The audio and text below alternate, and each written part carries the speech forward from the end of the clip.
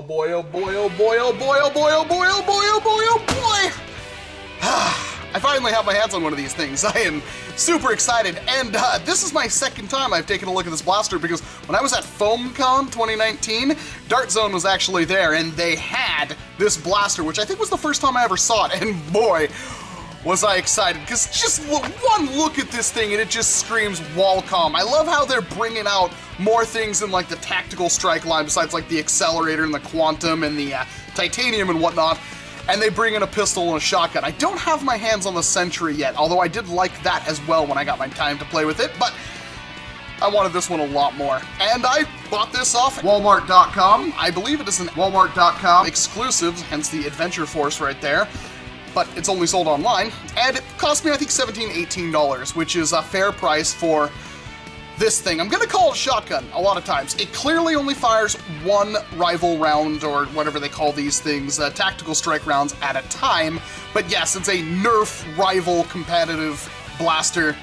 But yes, it's a NERF rival compatible blaster that, look at it. And you may be wondering, like, what is... Okay, it's a shotgun. We know you like shotguns. What's so exciting about this thing? Well, if I were to flip it over, you could see a couple of different things, such as the, well, team color marker. That's pretty nifty, by the way. I do like the fact they do these, although they get lost really easily. Trigger, trigger lock, tactical grip, slide to load. And then, of course, up here, integrated 10-round magazine, and you can see how those rounds fit in and get loaded into the magazine. Yes, this is quite possibly a dream answered for me. It doesn't load up back here, but of course 10 rounds, blah, blah, blah, instead of like 5 or less than. But I mean, come on, how could I not absolutely foam at the mouth about this blaster? So buckle in, buckaroos, because this is going to be really, really exciting. This is performance FPS, but I don't think anywhere on here it tells me the numbers. It doesn't, actually, which is interesting. We'll have to see what it can do. Is this the same guy, just in different color shirts? Kind of freaking looks like it. And these masks are awesome, by the way. I have a couple of them in there. Absolutely. Yeah, okay, let's just open it.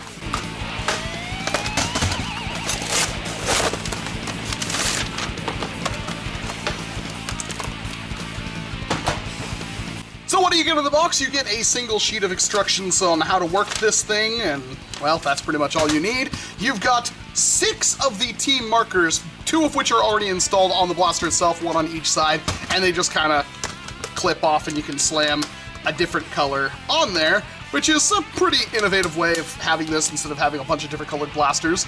But again, they do kind of get lost easily, so make sure you put your favorites on there and put the others in a safe place. Then you've got 10 of their tactical strike rounds, which are, well, rival compatible. I actually like these a lot more than normal rival rounds. They feel a lot better and more accurate to me. I like the finish on them a lot more. They feel more durable.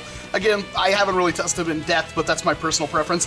And of course, the blaster itself. It's called the XL10 Tactical. It doesn't actually say Liberator anywhere on there. Powered by DPTDZ, which is Prime Time Toys and Dart Zone.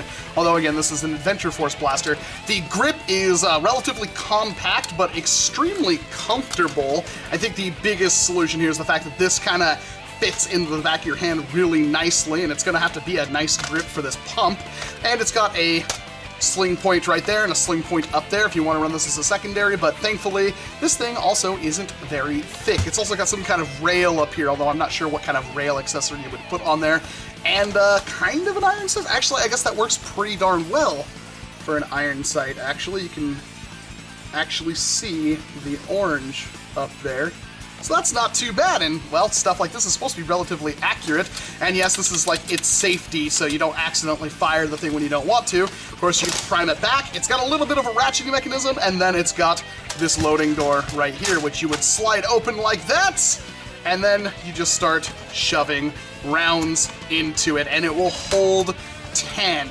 So if we were to do this actual tactical shotgun guy, we just kind of go like that. Oh, wow, that is... it's kind of hard to do with a handful of rounds, and I have tiny baby hands, but shove all those in there. There's a little thing right there that stops them from going out. Push that back forward, prime it forward, and I believe it will have a round loaded. If not, we might have to prime it again. Ow! Wow! Okay, well, that hits relatively hard, and yes, it had a round in there. It does have that kind of ratcheting mechanism in it, but I'm assuming that's just a couple of teeth and no gears or anything like that, because it's really easy to prime for what it... Are you joking? There we go. It's really easy to prime for what it is, and oh my gosh. Honestly, this thing is just absolutely perfect for some kind of slung or holstered, like, well, riot shotgun kind of thing, because this is just amazingly compact, comfortable, works good. I don't think it has Slamfire or anything like that. We can give it a shot really quick. No, it doesn't catch, so I probably just double loaded it, which may be a problem. Oh no, it just loaded 2 of them without even really trying. Can I do that? No, it locks. Okay, so I just figured out the secret of how to fire multiple rounds out of this thing. You just hold down the triggers and then prime it again. Let's see if it will do 3. Kinda. 2 it will do relatively okay. 3 is a bit much for it, but hey, you actually can shotgun with this blaster, which makes it even more interesting. This keeps falling out. I'm just going to put the green one back on there, I suppose. Those do not stay in very well at all. There we go. But, oh man, I am super, let's take this thing outside. I have to see exactly what it's doing. So we'll load it back up and see what it can do.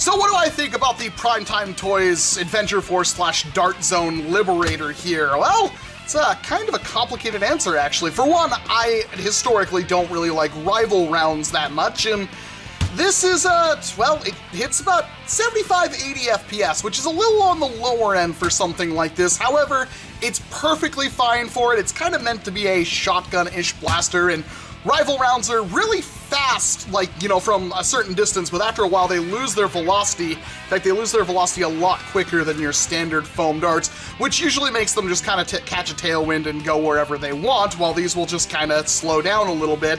So the range is okay, the velocity is pretty okay, the accuracy, because it's kind of traveling a little bit slower, is okay. All in all, it's just a fun, compact, really good blaster, and of course you can mob this thing, I'm sure, with a spring upgrade, and it will be rather beastly, which we will explore in the very near future. But until then, there is one issue I'm kind of having with this, and I do have 2 of them, and both of them are having this issue. In fact, this one right here fires a little bit hotter. I'd say about 3 to 5 FPS on average hotter. So this one hits 80, 81 a lot more often than this one does. But the issue I have is that, let's take this blaster right here. As you can kind of see, it has some kind of dart indication kind of thing on the side of it. You can see these ones up here in orange because there's orange rounds in there, and then you can kind of see the follower right there. And the idea is, when you prime this back, you open this up, well, you can see when you're loading rounds, what rounds and stuff are in it. But the issue I have with both of them is that you can't, there's a round stuck in the way every single time I pry this open.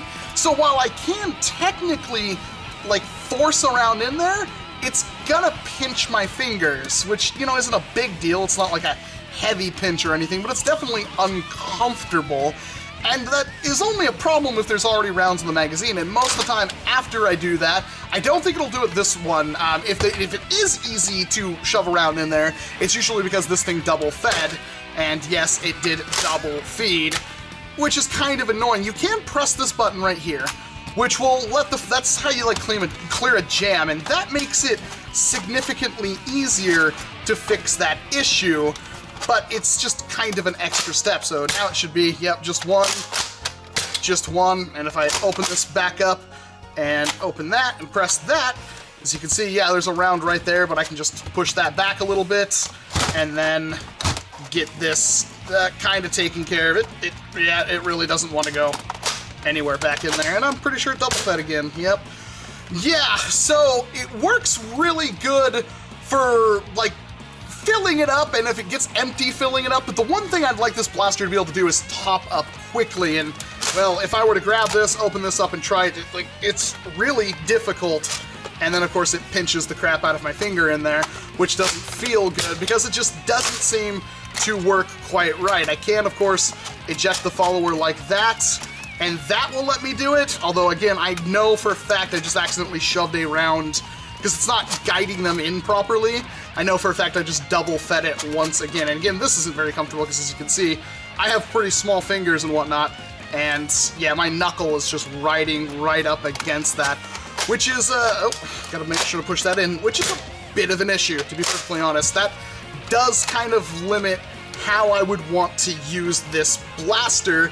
I just wish it worked a little bit better. I'm still going to give this a high recommendation, but instead of it being like a gold medal, I'm gonna kind of give it a silver medal. It's definitely something that if you think you're going to like it, you're really going to like it, but it doesn't go above and beyond. In fact, it takes one of the features away, at least somewhat, that I would expect a blaster like this to have, and that is incredibly disappointing to me. This could just be a defect with like an initial print run or something like that. I'm not quite sure. I mean, this is something that could be fixed in the near future, and if they do fix this relatively minor gripe, in my opinion, then yes, this will be definitely gold tier and a blaster that pretty much everybody should pick up. But right now, it's firmly at a silver, a high recommendation from me, and I extremely like this blaster. So really, that should be enough. If you like shotguns, if you want a shotgun-feeling blaster, if you want something with a 10-round internal magazine that is incredibly streamlined, easy to holster, and so forth, you can't really go too far off with the Dart Zone Adventure Force Primetime Toys Liberator. I am a big fan of this blaster, and I'm gonna try to see if I can't fix that one little issue I have, but let me know what you think about this blaster down in the comment section below. I do know I have a bias for shotgun-esque blasters, and this is about as shotgun as blasters can get, so if I'm wrong, go ahead and let me know. Otherwise, I'm Walcom S7, thank you very much for watching this video, and of course, I hope to see you in an entirely different one. And for those of you who actually watched all the way up here, of course this is happening. Are you freaking kidding me? I'm literally going to start doing that as soon as I turn the camera off. No response, but hey, you're ready back to